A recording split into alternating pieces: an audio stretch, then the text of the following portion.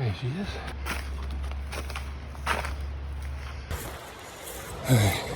So it's Sunday, 2nd July 23. It's about 0 degrees. Gonna head up the, we'll try and head up the Klingsporn Bridle Trail to Mount Buller. Got no idea how far I go or how hard it is. I think it's more bungalow spur than staircase spur, but we'll see. So, there are little pinches where it's a bit steep, but it's pretty alright so far. So I've been going up the track about an hour. I've done a couple of 2.5 Ks. Started about 640 metres above sea level, and now we're at 1060, so that's about 400 through there. That must be Mount Sterling, that seems more like it. I'm at 1320 metres and no snow yet. Right at the intersection with it's called McLauchlin Shoulder, and I don't know if you see a bit of snow there on Buller.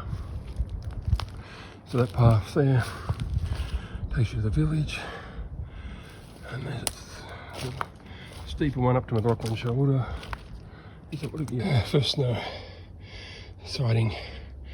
It's a little bit rocky at the start of McLauchlin Shoulder, but so far it hasn't been too bad. So I think it starts just for the next few hundred metres, it gets a bit steeper, and then you're up onto the shoulder, almost up onto the shoulder or top of the shoulder. Debating whether to get out the snowshoes. I'm not sure it's worth it just yet.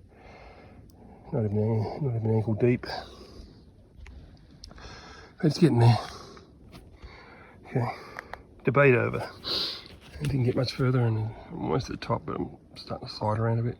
Shoes should make it easier. It's better. So I'm up on the spur, going's a bit easier. On the spur shoulder, whatever it is, going's a bit easier. I'm about 1500 metres altitude. Summit's 1805. I think I can almost see it through there, but high in the trees just over there. But alright, first clear view of the summit.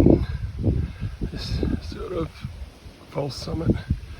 And there's the steep bit, although it already has steepened up a bit. There's this dangly thing here, what's that for? Some marker or something.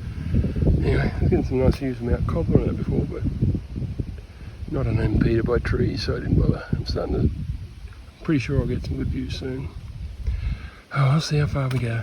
So going real slow now. Snow's been pretty shit. I think I'm on the path to get lost maps as I am. I haven't seen any markers for a while. I'm stuffed now. It took about 5 minutes to go about 20 metres. At least that's what it felt like. Oh well, keep plugging along. You have to turn around after I've been, what am I now? 3.75 hours, so I reckon any more than 5 hours and I'll be pushing to get back to the car before dark. So I'm absolutely getting nowhere. It's taken about 10-15 minutes to move about 100 metres, I reckon. It's just every step I was sinking or falling over. It's not that deep, it's soft, but the hill's very steep and you just keep sliding. So just debating whether to turn back. It's already up to I'm already up to 4 hours, so I don't want to keep going much longer. Turn back, or over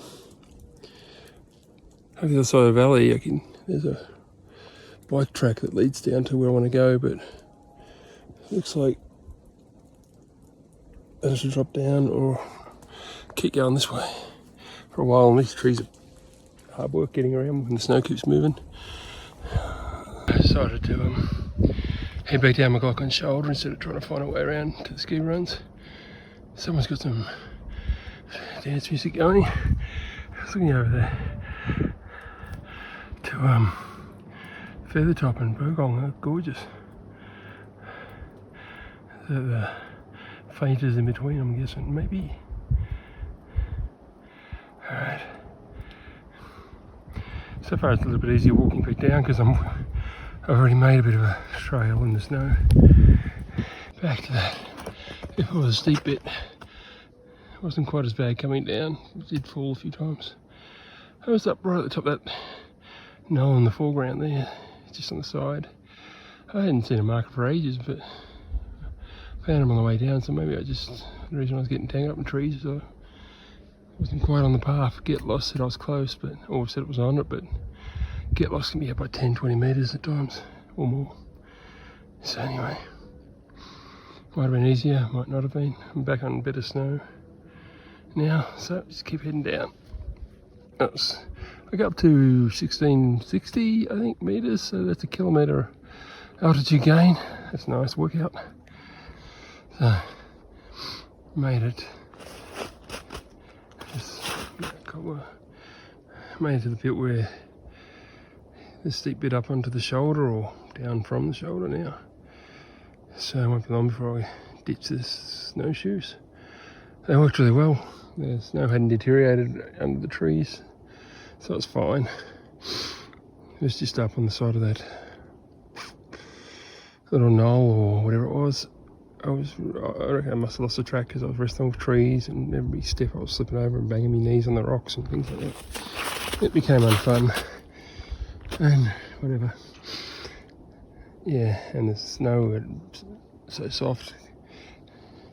Oh well.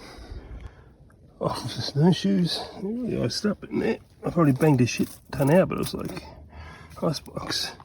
That probably wasn't helping with my grip. Alright, quick break and continue down to that junction. To the junction. Cramp. I had about 100 metres back has left me, which is nice. That was fucking painful. Alright, so the easier way would have been to go onto the village because it doesn't climb for a while. I mean, you still climb eventually, but I'm guessing the track would be better because it's the bridle track, so for horses and that. And then I could have just walked up the streets to the Summit Nature Walk and just done the last little bit, but that'd be cheating. So anyway, got about 4 and a bit k's back to the resort entrance and about half a k further to the car.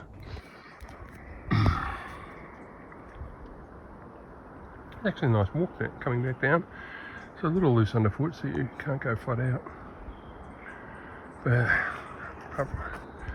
so far no falls, and it's like getting there. You go about 2.5 k's to the end of the bottom of the track. Alright, so back in Rimba, there's Mount Buller in the background. 7 and a bit hours walking. About 5 minutes from the car. Wasn't too bad. A bit crap at the top where I was slipping around and sliding and falling over and that. Not sure whether that was a combination of my shitty snowshoes and the track either disappeared or it was shit there, because I couldn't see any markers for a while. Anyway, I guess that's it.